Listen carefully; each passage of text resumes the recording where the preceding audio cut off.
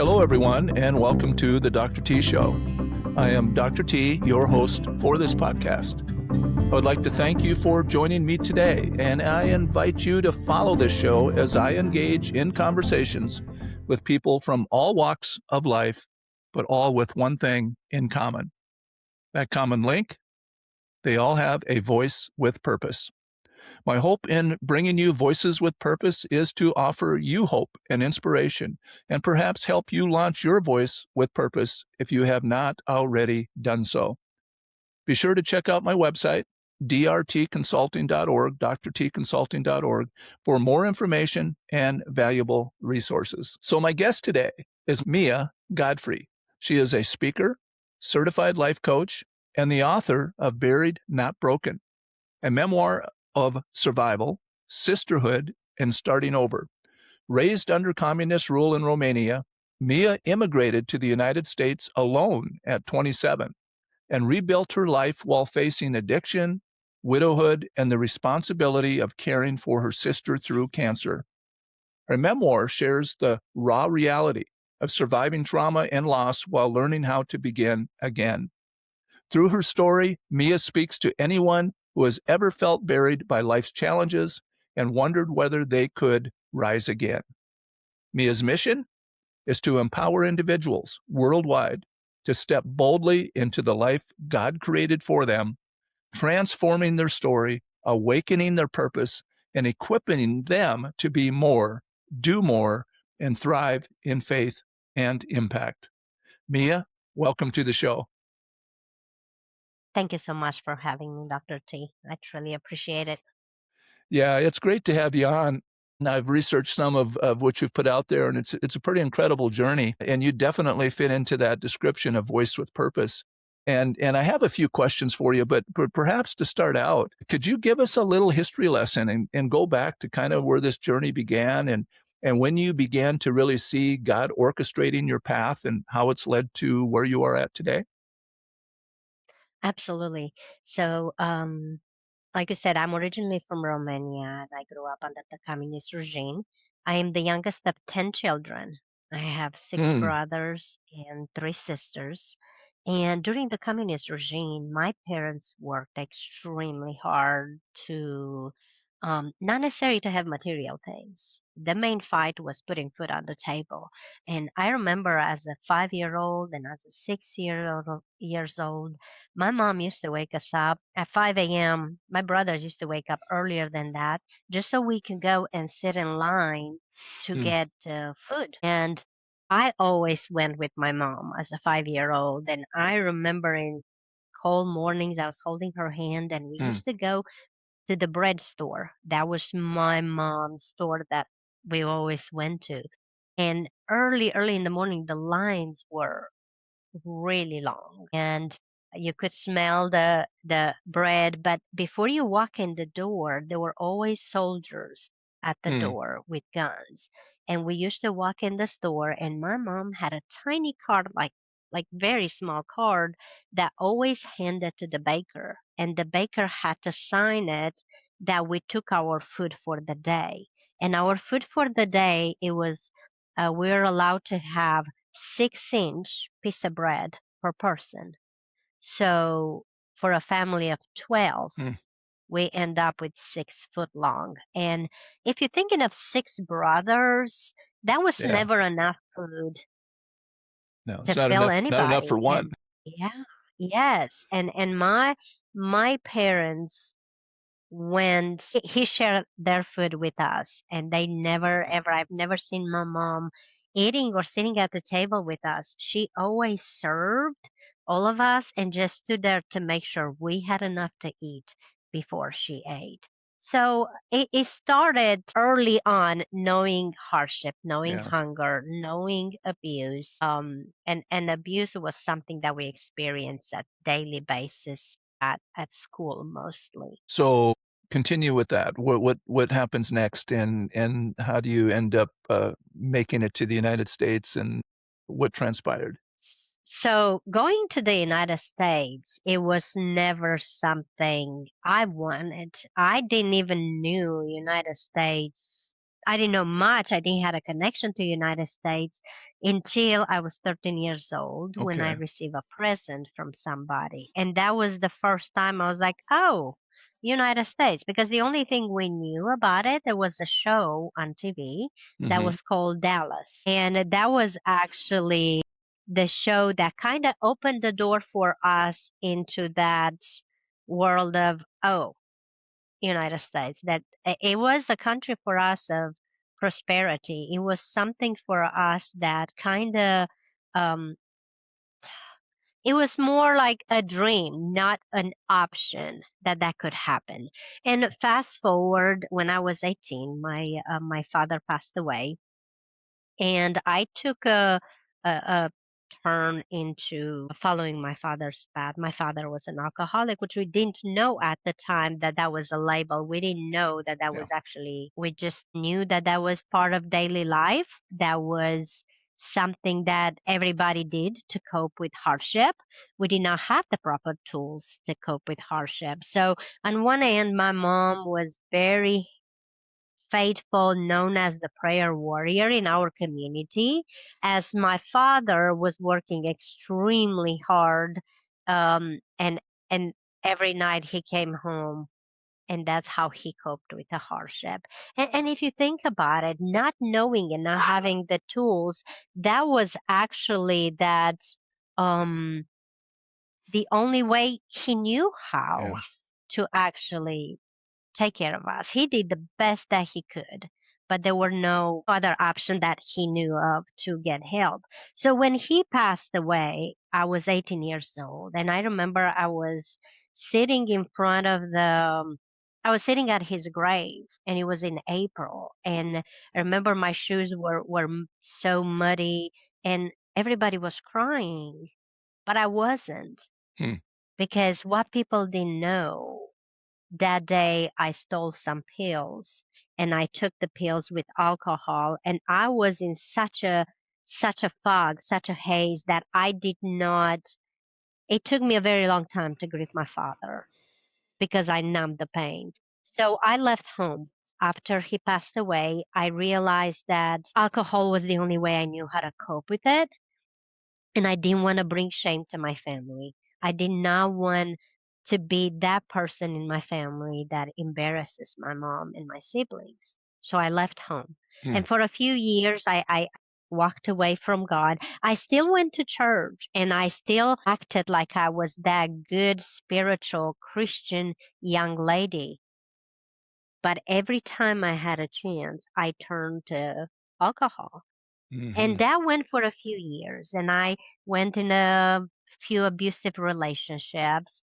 And only through God's grace, He got me away from that, like the prodigal son, and I went back into church. So I went to a Christian college, and that's what I met my first husband, and that's how I ended up in America.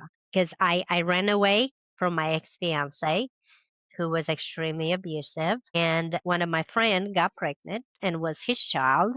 So I drunk myself to the point that I couldn't function. I said, okay, I can't continue to live like this. So I Hmm. got in a train. I heard of this Christian college, and I said, maybe they can help me get my life on track. So I put an application. They accepted me, and I was like, okay. They had dorms, and the accountability is what helped me tremendously to Mhm. kind of see God as a God of love, that He could help me go through that. It just happened that the director of that college had, they were missionaries, had a son, and he came for a visit. And I was also working at a children's home at the time. And from there was history. Less than a year Yeah. later, we were married. And that's how I ended up in Knoxville, Tennessee. I kind of Okay. went the long way. Yeah. Yeah, that's quite a story, and, I appreciate you sharing that because there's so many out there, and I myself had one of those roads less traveled, I suppose, that's pretty rough and pretty difficult. I write about it in my book, and particularly my first chapter, my experience, but you made it. I'm curious, and for listeners out there that go through these struggles and these hardships, there's something that as hard as they are, as difficult as they are, there's something we gain, and there's something that happens within us in regards to resilience. How do you think those early experiences and those early traumas help build your resilience and prepare you for next steps to come in life? A lot of people ask me the question, if I could go back in time, would I change anything? Would Mhm. I change the path, the dark path that I took? Would I change anything regarding the decisions I made? And the answer is I would not change Hmm. anything because, yes, I made some decisions, and yes, I paid for it in a very hard way. However, every single experience that I had, even through my every decision was due to my choices. Yeah. But even those choices that were not favorable, or they were not the best, it taught me more about God's grace and God's goodness. Because I could have ended up in a ditch somewhere when I was 19 years old because the choices I made. But God chose to still protect me. Even when I went away and I made those bad choices, I still felt God's love. Yeah. And now I have more grace and more empathy for people who are going through hardships, for people who are battling addiction, for people who are going through abuse, because I know what it means to wake up and be in your own throw up. I know what it means every single day to cry in a mirror and promise I will never touch alcohol again. And 3 hours later, you are drunk Mhm. again. I know the struggle is real. I know it's not just read my Bible and you're going to be okay. I know it has to be legit. Like, you have to get help and you have to surround yourself with a community of people that could actually help you stay on track and Yeah. have accountability. So, because I've learned all those lessons the hard way, God put a love in my heart to help people who are going through the same hardship, judgment free. Judgment free, because too many times we jump directly into judging. Hey, have you Yeah. seen so and so? And they claim they are a Christian. Well, but we don't know the demons Yeah. they are battling every single day. So it taught me resilience that I would have never learned otherwise. Yeah, I appreciate that, and it's so true. We all have to find ways to deal with, to cope with what's going on in our life, what we're experiencing, and, that's one of the miraculous and magnificent ways God has made us, is given us that capacity to be resilient, and children are tremendously resilient, and we learn those coping skills. And I know there's research out there that shows that those that have experienced early challenges and difficulties actually develop better coping skills and better ability to deal with stressors and things in adult life. And so it's kind of like, God uses those. And though he doesn't will those on us or wish that we go through harm, he does make something good out of our difficulties, out of our challenges. And he uses that to help us grow. And you mentioned God's love, and we think about our own natural parent. When do we experience their love the most, and when do we feel it the most? It's when we're in need. It's when we're hurting, and we can get comforted. And so I think sometimes people don't understand or realize too that that's an opportunity to really become more intimate with the Father and to know the Lord better, is when we're going through these hard times. And if we turn to Him, He will comfort us and He will support us. It's easy to have faith when things are going well, but that isn't faith, that's just taking things for granted. It's in the hard times when we exercise that faith and still trust God, like the story of Job, that God will honor that and show up and give us what we need in that time of need. So, yeah, it's amazing love that we can experience in those hard times and come to know the Father so intimately. In your memoir, you speak openly about addiction and as a way of coping with trauma and hardship, and we just touched on that a little bit. But what was the breakthrough, and what finally helped you kinda break that cycle and put that behind you? It was not an easy road. Mhm, Um, in Romania, you don't have, hey, 12 steps to whatever. And in Romania, we didn't even believe in mhm, therapists or coaches mhm, or counselors. That was not an option. Somebody made a comment to me a few weeks ago, and it's like, oh, if somebody from Romania. I was like, oh, come on, if you truly know Romanians, you know we're all deep down alcoholics because that's how we cope with it. Well, the truth is, that's the only thing we knew at the time. Hey, Hmm. numb the pain, numb the pain. So what helped me, I kind of moved from one addiction to the other, but it took me many, many years to realize that overworking is also an addiction. So when I moved to college, I knew I had accountability and I constantly had somebody watching over me. And I was operating out of fear because I knew if anybody knew that I touched alcohol, I will be kicked out of college and I will end up homeless. That was my mindset then. Now, when I look back, I knew I always had a place to go home. I know my family would embrace me and welcome me. But as a 20-some-year-old, I Yeah. thought like, no, I'm going to end up homeless and I have to just stay focused. So what I did, I was going to school full time, but I also had three jobs. And how I did that, I used to get up at 5 a.m., sometimes 4:30 to study. I used to be an administrative assistant at college. I used to come home and I used to work at the orphanage Hmm. in the evening and stay overnight. And I used to clean homes. Um, during the weekends. So I made a commitment that I will never be without witnesses, without people, Hmm. because I was terrified of what I was going to do if I had the time alone. Yeah. So even if I had to walk to the city and it was 5 kilometers walk, yeah, I didn't own a bicycle at the time. I actually purchased my first bicycle when I was 26 years old, and I Oh, wow. was such a proud moment because I didn't have a driving license. Not a lot of people drove, so we walked everywhere. Even when I walked in the city, 5 miles, and usually was in the weekend, I tried to have a friend coming with me. So Hmm. I wouldn't stop somewhere on the way Hmm. because in Romania, it's a different country. Sometimes you can knock on somebody's yard and say, "Hey, I'm trying to buy some moonshine. Do you have some?" And they will welcome. They will with open arms, just like, "Yeah, absolutely, I got some." So Wow.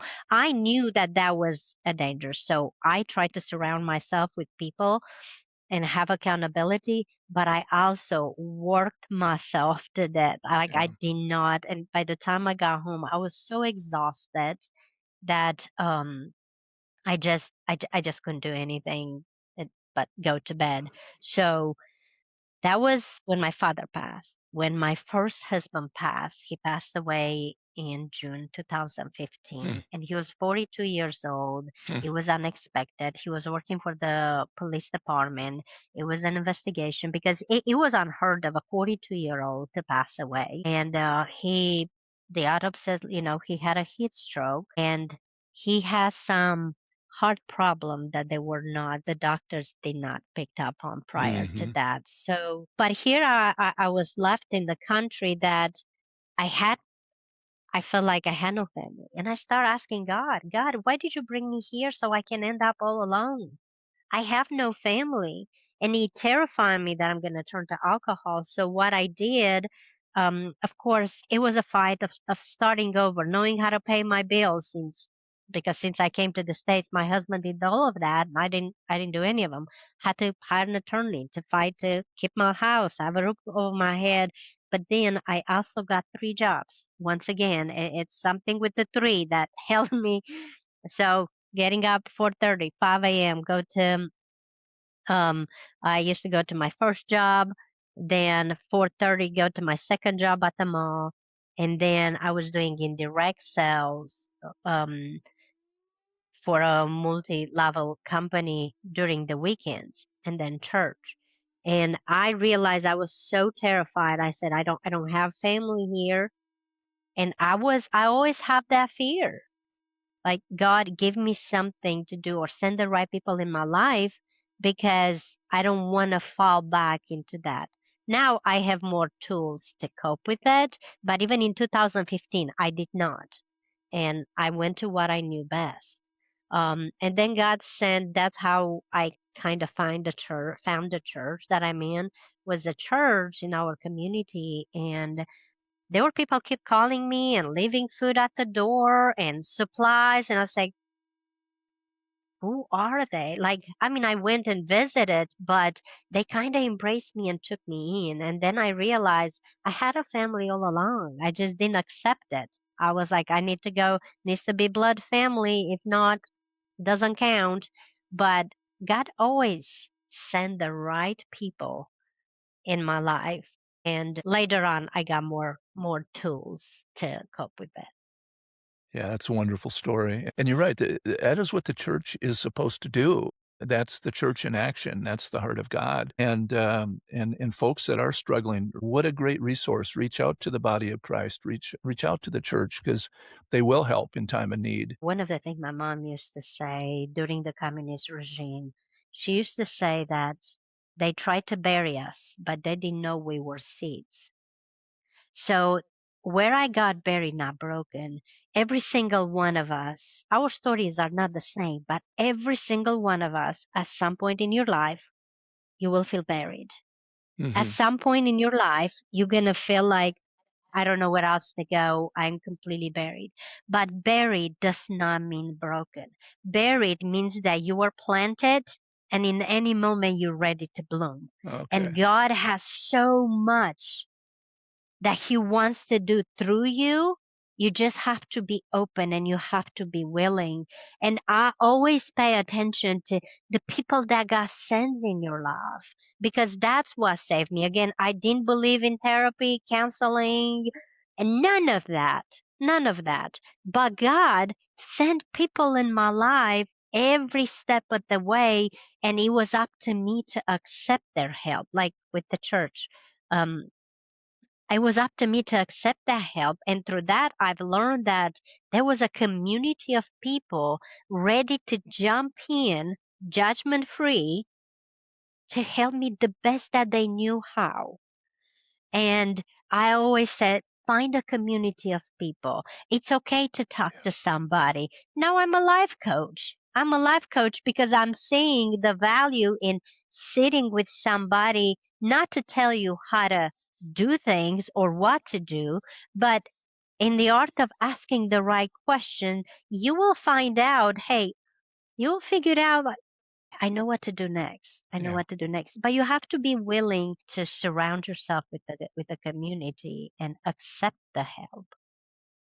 Those are good points, and I think all too often when people are struggling and going through hardships, rather than reaching out, they withdraw, and that only makes the problem worse because then you're more isolated and more alone, and you have less resource, and so there is an action step that involves somebody reaching out like you did, and even biblically, the Bible says, "Ask, and you'll receive. Knock, and the door will be open." So there's an action step we have to take, and so I think that's important for listeners to know is that you need to reach out to the Father. You need to pray and ask for guidance, and then you need to take action steps to get the help you need because the resources, as you pointed out, are available. They are all Yes. around us.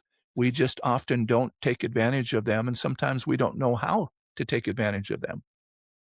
Yes. So true. So Yeah. true. So you've written a memoir, a book. Can you share a little bit with listeners more in depth about what you have written? Yes. So in 2023, one of my sisters got diagnosed with ovarian cancer. Hmm.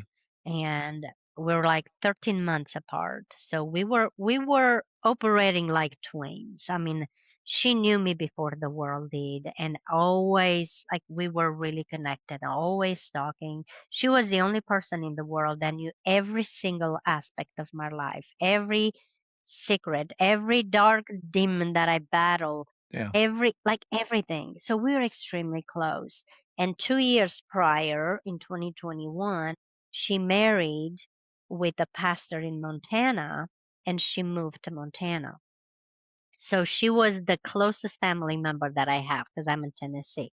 Everybody else were in Romania. And when she got diagnosed, I traveled there with my husband, and God bless me with the most amazing husband because he sacrificed so much through that year. We decided that I'm going to become her caretaker. And I was trying to travel at least once a month. back to Tennessee, but then went back to take care of her. And he tried to do the same, come and see me once a month. And for 11 months, I was her caretaker. And through that, I've learned she had so much more she wanted to share with the world. And she wanted to bless people and she wanted to help people. And she said, I made a lot of promises as children. I want to release you from those promises because we should have never made them, that we're going to take them to the grave. And I want you to start writing about our upbringing in Romania. Well, at first I didn't really took it serious, but then we start talking about it and she started writing in her journal some of the stories, especially when we were 5 and 6 and searching for the six and searching for food and being abused at school. So 11 months later, she passed away. And I remember I came home and I told my husband, I love you with all my heart, but I lost my purpose. I don't know how I can survive without having my best friend beside me, without having my sister.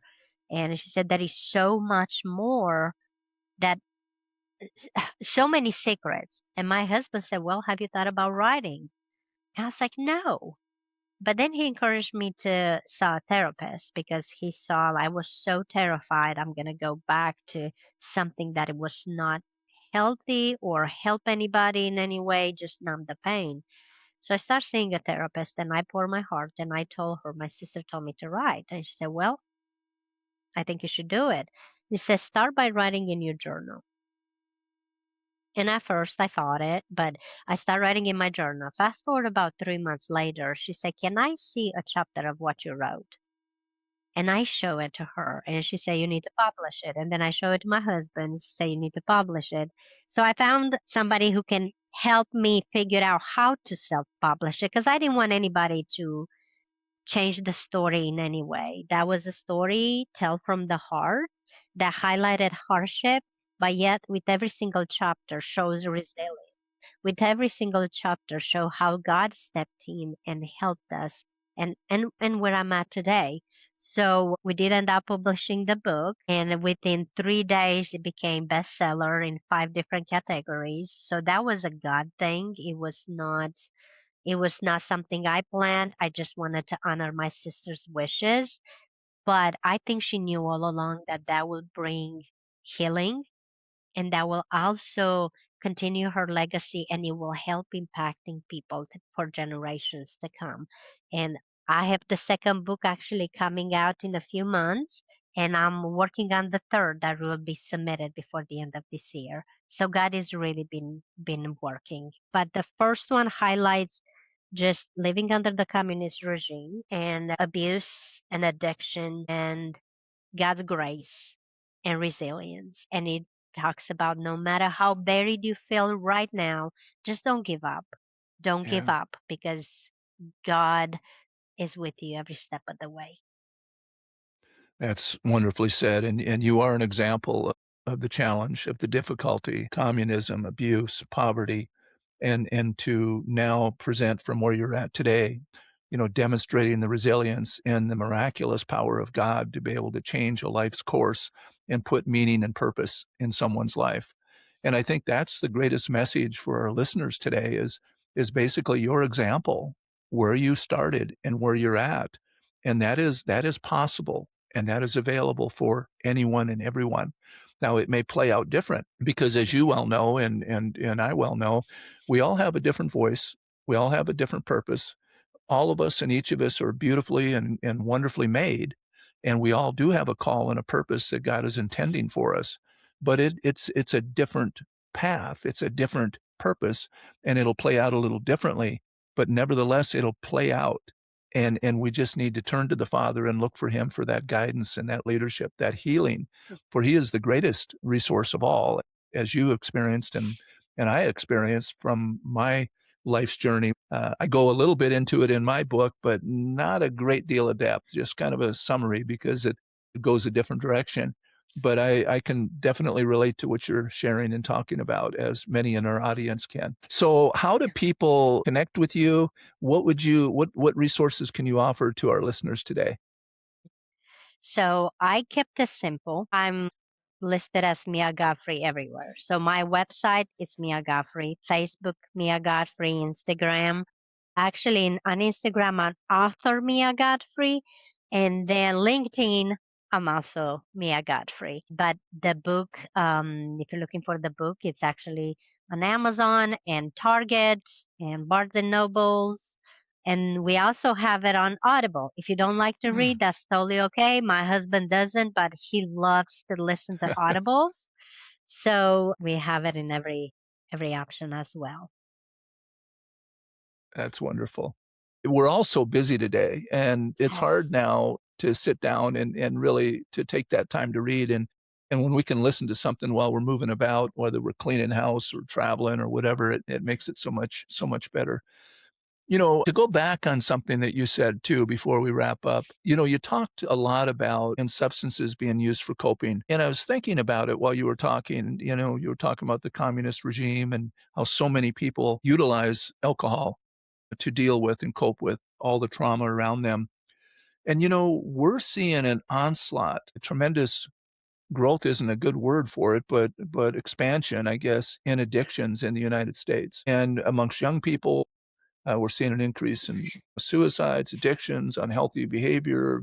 We're a free country, but something's going wrong. Something's changing that we're beginning to create an environment or environments being created that seems to be creating so much stress for our population. And you've been in the United States a while now.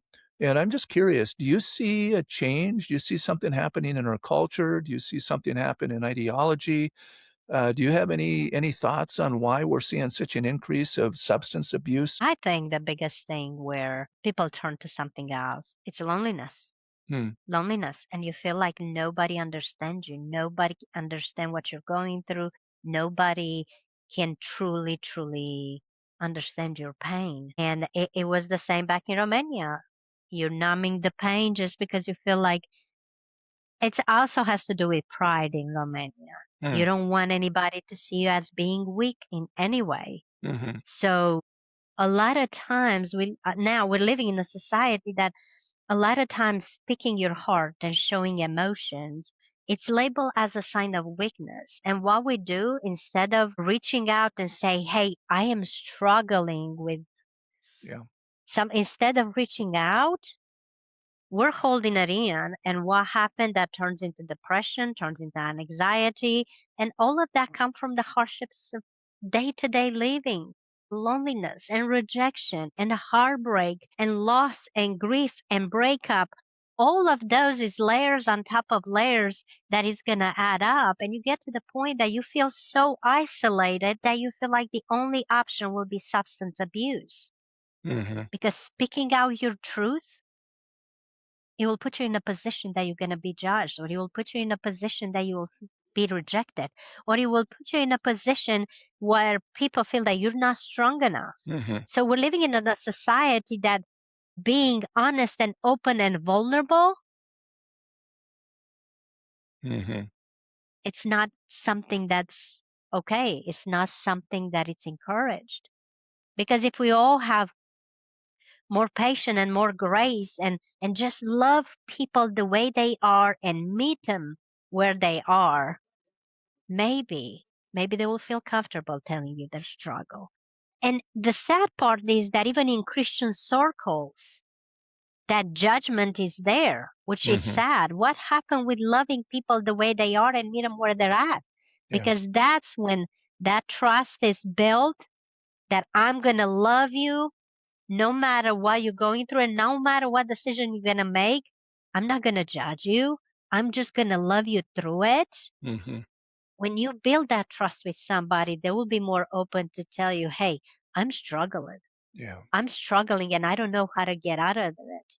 But the society doesn't encourage that. They label you as weak. Those are good points, and because I think we were created and made in this way. We need community, we need one another, but yet we're creating more separation and more division, and it seems like that's when we're most vulnerable. We're most able to be resilient and have resources and supports when we're in community. But yet the critical spirit out there and this judgment out there causes people, well, it's dangerous or scary to be a part of something, so I'll withdraw. And then that reinforces that loneliness and isolation, and we have to have something to numb the pain, if you will, and so we turn to substances.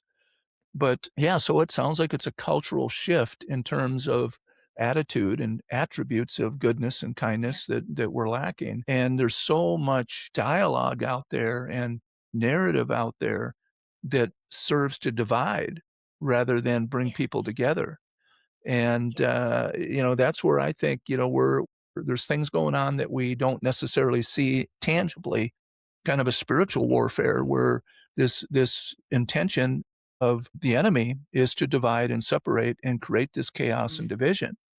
But, that's for another day.